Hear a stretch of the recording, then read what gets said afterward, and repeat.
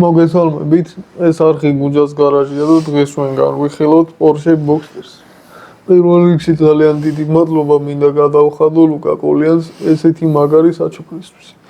მანქანა არის 1.18 მასშტაბის და არის მაისტოს წარმოების. მე რამდენი მაისტოა ჩვენ არხზე უკვე ვეღარ ვთვლი. ერთი მეათე ხო იქნება დაახლოებით. შეიძლება. ხო, არ ვიცი. ხო. ეს არის ყველაზე ბიუჯეტური Porsche-ების ხარში. ხო? არხი გამოიწერეთ, ვიდეო დაალაიქეთ, გააზიარეთ, კომენტარები დაგვიტოვეთ და 10,000 გამომწერზე 1.8 მასშტაბის მთავარ მანქანას გაჩვენებთ, რომელიც საქართველოში ერთადერთი. მოგესალმებით. ტექსტი იგივე. აღარ გავიმეორებ იმდენი ყველაფერი თქვი რაც სათქმელი იყო. მოკლედ აი ესეთი მოდელი გვაქვს. Porsche-ებში ერთ-ერთი ცოტა უცნაური ფორმის არის. ეს არის 2003 წლის მოდელია ეს. თქო დაახლოებით. 2000-იანების დასაწყისი. კი ბატონო. ბიუჯეტური არის იმ ხრივაც, რომ აი წინა ვიდეოებში Porsche-ებზე რო ლაპარაკობდით, ხო? იქ ჩვენ ვახსენებთ 924-ს და 954-ს. ეგენი იყო ბიუჯეტური ავტომობილები. ეს არის მაგის გაგრძელება და ხო, არა. ის ვაფშე სხვა განხრა იყო, რომელიც რომ მე საერთოდ ამოიღეს ხმარებიდან რა. რაღაცა გარკვეული პერიოდი ხო უშვებდნენ მაგ ავტომობილებს. და საერთოდ მოხსნეს წარმოებიდან. 924-ით, 954-ით და 928-ს. 928-ს. ხო. და მოიფიქრეს ესეთი რაღაცა 911-ის ბიუჯეტური ვარიანტი გაეკეთებინათ. ხო, ნუ და გააკეთეს ბიუჯეტური ვარიანტი არის Cayman-ი. Cayman-ი. ხო, Boxster-ი. ესეც Cayman-ის სხვათაშორის ცუდი მანქანა არის. ხო, და მაგათი ფასი სხვათაშორის მერყეობს სადღაც 70-დან 90,000 ევრომდე. ხო, ვისაც გაგიკვირდათ Porsche-ისთვის დაბალი ფასი. ხო, ნუ 911 ხო? ჩვეულებრივი 911 რო ავიღოთ რა, აი RS-ებზე და ეგეთ სიტყვებზე რო არ ვილაპარაკოთ, 120,000-დან იწყება ფასები. ხო. ისა წარმოიდგინეთ, რომ ესეთ ავტომობილს 200-ს ყიდულობ თითქმის რამის მაგ ფასად. ხო რა. ანუ ის არის სულ პირველი საბაზისო მოდელი არის 120,000 იღებს 911. ხო, თორე GT2 RS-ი აიღე. ან GT3 RS-ი აიღე. გინდა Turbo S-ი აიღე. Turbo S-ი ყველაზე მაგარი. ხო, ფასები, მაგის ფასები არის 200,000. 200-ზე ზემოთ. ხო. აი ეგეთი განსხვავება არის რა და ამიტომაც კონკრეტულად Cayman-ი და Boxster-ი ითვლება ბიუჯეტურ 911. Cayman-ი არის კრეჟით ჩვეულებრივი მანქანა, ჩვეულებრივი კუპეა და Boxster-ი არის. ხო, ჩვეულებრივი კუპე არის. Boxster-ი, ანუ კაბრიოლეტი. კაბრიოლეტი Boxster-ი ერთ და იგივე არის. ხო, Boxster-ი Porsche-ში ქვია. ეხლა რაც შეეხება ისტორიას უკვე აღარ მოვყვები Porsche-ს.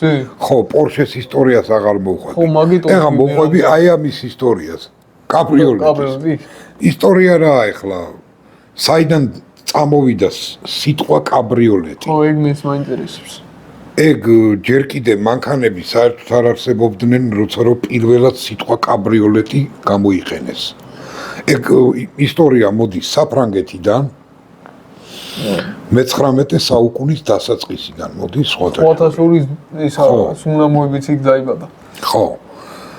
და სიტყვა კაბრიოლეტი გამოიყენეს ორთვლიანი ეტლი იყო, რომელშიც იყო ერთი ცხენი შებმული და ორი ადგილი. 19 საუკუნეში წყავის ან ბრეზენტის ტენტი ჰქონდა. რომელიც იხდებოდა რა, მოძრავი ტენტი ჰქონდა. შეიძლება გადაგეხადა, შეიძლება დაგეხურა. ნუ ეგ გააჩნიათ წვიმის დროს.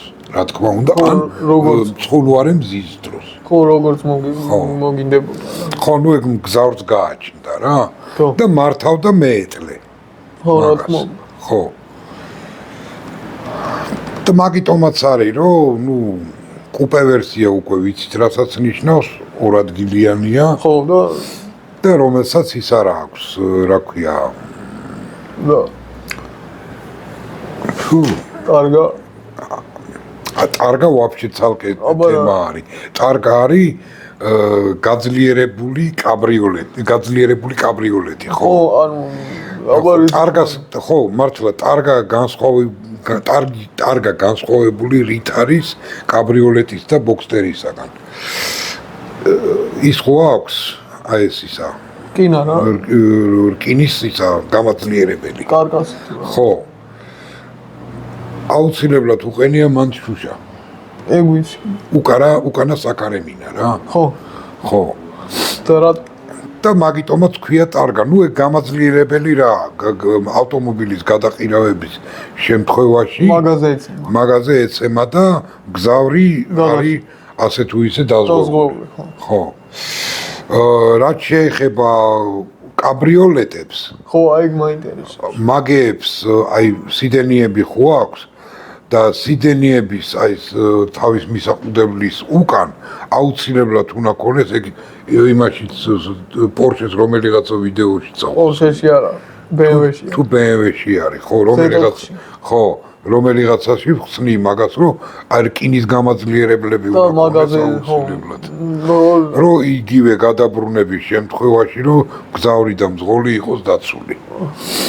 აი ეგეთი ის არის რა. ხო და რითი თქმა მეგუნა. იმას რა ქვია კაცო? ტენტი? არა. აბა.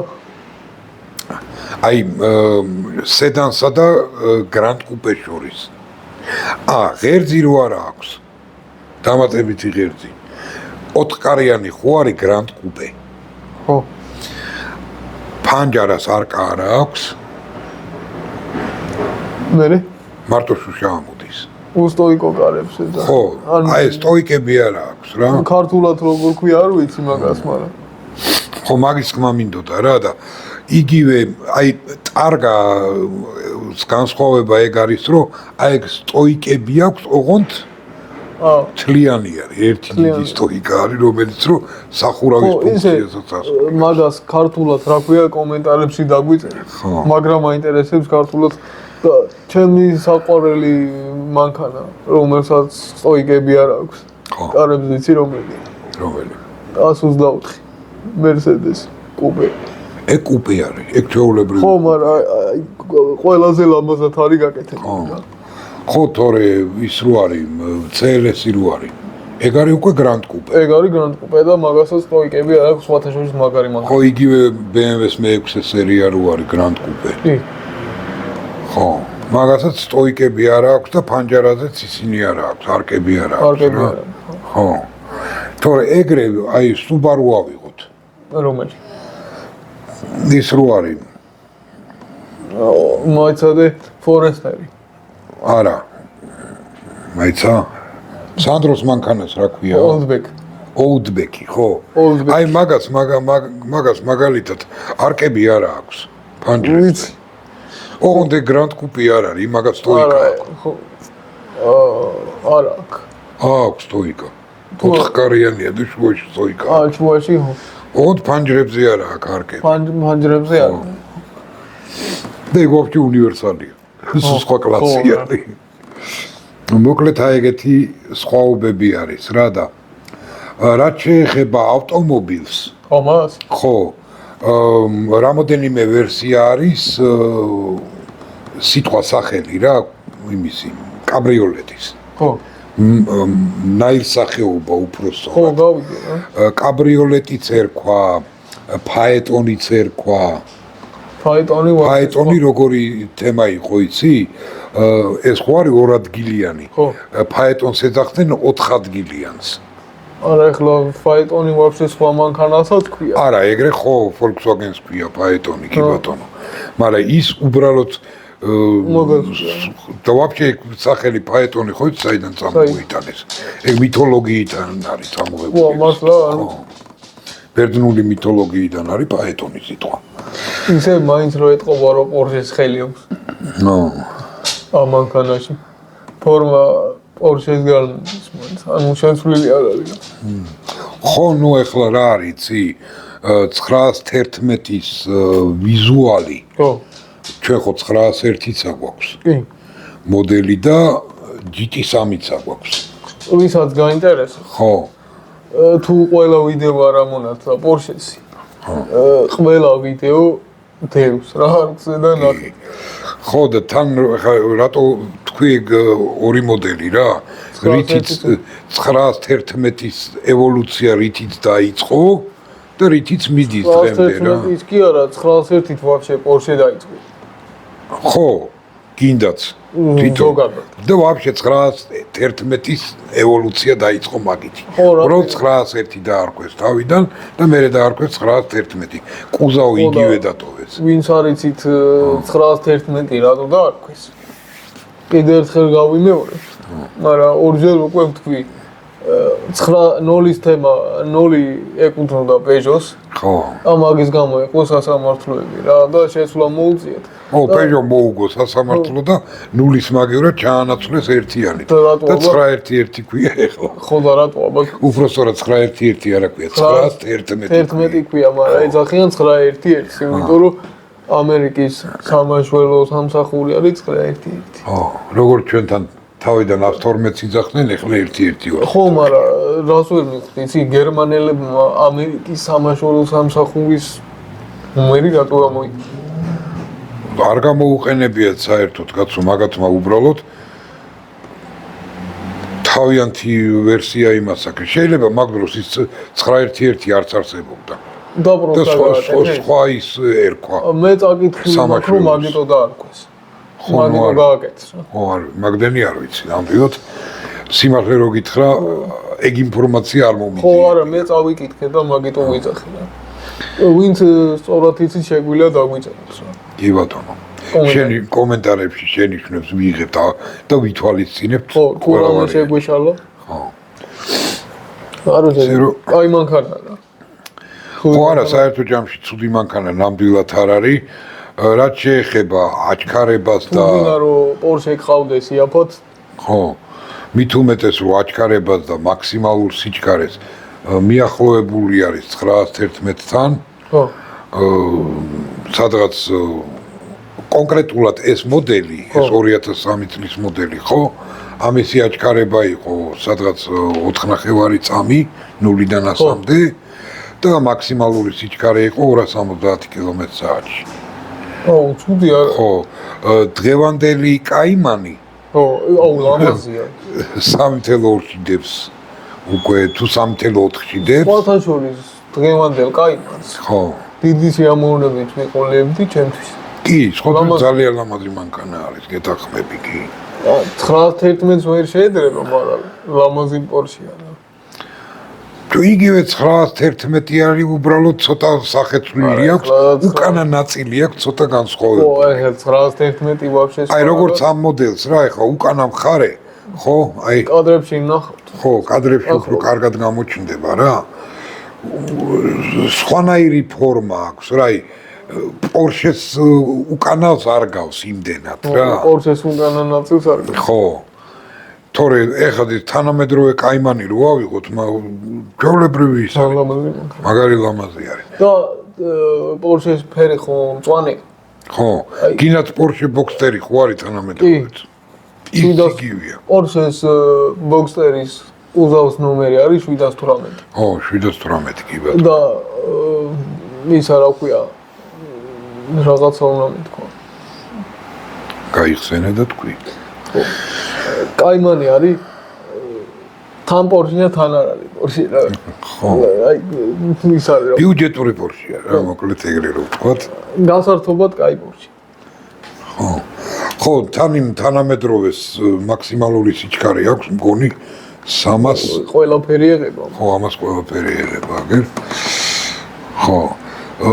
305 კმ/სთ-ია. თანამედროვე? ხო. დაახლოებით რამდენი ეხა მოიმატებდა ფასი ან არა, ეგეც იგივეა 70,000 ევროს ფარგლებში. 70-დან 90,000 ევროს ფარგლებში არის. მართლა? ხო. მე მეგონა რომ ფასი მაგიტომ ვიძახი რომ ბიუჯეტურად ითვლება. პორშეებში ანუ ბიუჯეტურობა შეინარჩუნა. ხო, პორშეებში ერთ-ერთი ბიუჯეტური ავტომობილი არის რა. ხო, რას ვამბობდი და ეხა გამახსენდა. პორშეს ფერი ხო მწვანეა კი. და კაიმანს წითელი უხდება ძალიან. ხო. აი ძალიან მაგრა უხდება წითელი. კი. ხო, აი როგორ იცი, უფრო ასოცირდება ქალის მანქანასთან და მაგით არა, უფრო ნაზია. ხო, მაგრამ მე რომ ყავდეს რა ვიღავი. აი გინდაც ეს მოდელი ავიღო თუ ეხლა 911-თან შედარებით უფრო ნაზი არის გამიგე. ხო რა, მაგრამ ის მომწონს რომ აი ზოგი მწარმოებელი აკეთებს მანქანას, რომელიც იმ მანქანებს არ გავს. ხო, თან კიდე რა არის განსხვავება, ზომებშია განსხვავება. ცოტა პატარა. პატარა არის ეს უფრო. შედარებით მოკლე არის რა. და ოდნავ ვიწროც არის. 911-თან. ხო, რავი, ანუ პორშეს საგრძნოს არ ეშლებოდა მანქანები. ხო, ნუ. მოკლედ აი ესეთი მოკლე ისტორია მოვყევით. რა ვიცი, იმედია დღევანდელი ჩვენი ვიდეო მოგეწონათ. ხო, თარხი გამოიწერეთ. დაალაიქეთ. ხო, დაალაიქეთ ვიდეო და ეხა ავხსნი რატო არის საჭირო ლაიქი ვიდეოსთვის. კი ბატონო. რაც უფრო მეტი ლაიქი ექნება ვიდეოს, მით უფრო გააგდებს YouTube-ის ალგორითმი იმაში, რეკომენდაციებში. ხო, აი უბრალოდ რა არის, იცით, თუ გინდათ რომ ის 1.8 მოდელი მასშტაბი ძალიან მალე გაჩვენო. ძალიან მალე გაჩვენოთ, ხო? თქვენ უნდა დაგვიდგეთ ჩვენ გვერდში, რომ რაც შეიძლება მალე ავიდეთ 10,000 გამომწერზე. ხო, კიდე ერთხელ გავიმეორებ, რომ მაგ მანქანის პირველ პროექტად იქნება მანქანა არხზე. როგორც ვაკეთებთ ხოლმე, როგორც ის დიდი პროექტი იქნება, რა? კი. საკმაოდ შრომატევადი არის მაგ ავტომობილის აწყობა, რადგან არაერთი ღამე მაქვს გათელებული. მარტო ამას არ ამეც. ხო. იმ ვიდეოებში მეც ვარ. კი. მაგრამ ძალიან სასიამოვნოა და ხო, რას ვამბობდი, რომ როგორც კი 10,000 გამომწერზეა, პირველი ვიდეო არის დასარენდერებელია მარტო, რამზად არის. ხო. როგორც კი 10,000-ია, რენდერზე გავუშვებ და საღამოს 8 საათზე დაიწყო. კი ბატონო. სულ 4 შაბათი იყოს. ხო, არა აქვს მნიშვნელობა დღეს. ის სტანდარტულად როგორც ვაკეთებთ ხოლმე ორშაბათობით და პირველ პარასკევებიცოდე. ვიდეოს გამონაკლისი. 10,000 როგორც კი დაწერს, მაგავე დღეს საღამოს 8 საათზე ჩაიშვება. კიდე ერთ რაღაცას ვიტყვი, რომ აი რო ნახავთ რა მანქანას, იტყვით, რომ 10,000-მდე ლოდინი გინდა. თუმცა მართლა მაგას ვიტყვით. კი ბატონო. მე რომ მაგ მანქანას მიმალავდნენ, მაგას ვიტყვი მაგალითად. და თან ცოტა ისეთი რეაქცია მექნებოდა, რომ ეს არის ხო. თქვათაშორის პირველი ნომერი რო ჩამოგვივიდა, ჩვენც ეგეთი რეაქცია ხო, არ ველოდებით. ხო.